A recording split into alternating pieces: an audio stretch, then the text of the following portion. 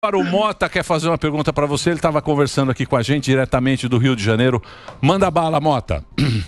Boa tarde, presidente. A minha pergunta é a seguinte: se o senhor pudesse... Está ouvindo? Está muito baixo aqui. Está baixo?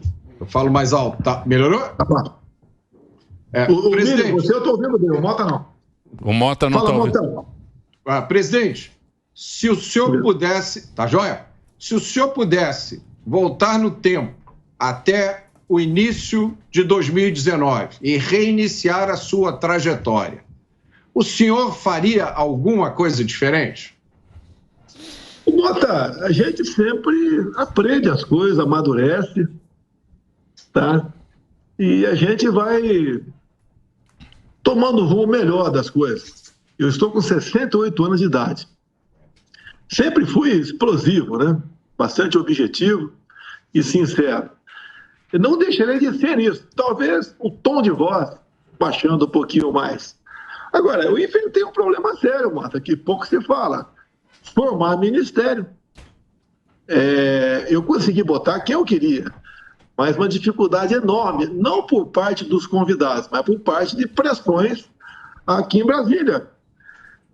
Você pode ver, quando você pega o Porto de Santos, coisa simples, eu peguei com prejuízo de 500 milhões de reais, entreguei com lucro de 530 milhões.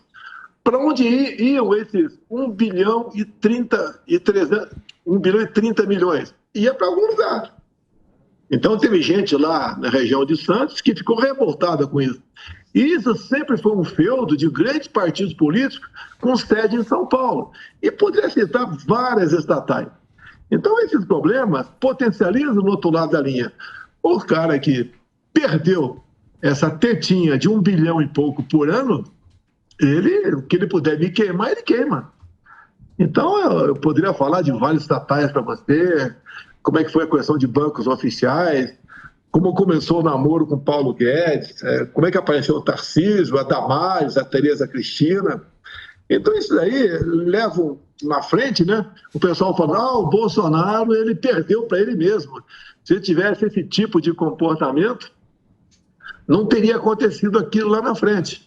Agora, nós sabemos que ao longo desse tempo todo, eu era o tempo todo acusado de querer dar um golpe e um pessoal, uma nata de Brasília, que não é apenas nata política, né, a nata de outros poderes, se uniu para me tirar da presidência. Porque o que eu estava fazendo, apesar da pandemia, apesar da guerra lá fora, da crise hídrica de 21, os números do Brasil, eu entreguei muitos melhores do que eu recebi lá em janeiro de 2019. Boa. Tá certo. Presidente, a gente sabe que é muito difícil andar as coisas, as reformas, e eu queria perguntar, qual foi a sua maior frustração? Porque teve tentativa de fazer reforma política, o próprio Paulo Guedes queria juntar os municípios, teve também a tentativa de fazer reforma tributária. Vocês fizeram reformas importantes, como a da Previdência, concluíram da Previdência, mas teve alguma frustração grande, assim, que você falou, poxa, essa eu achava que sairia, assim, e acabou não dando certo?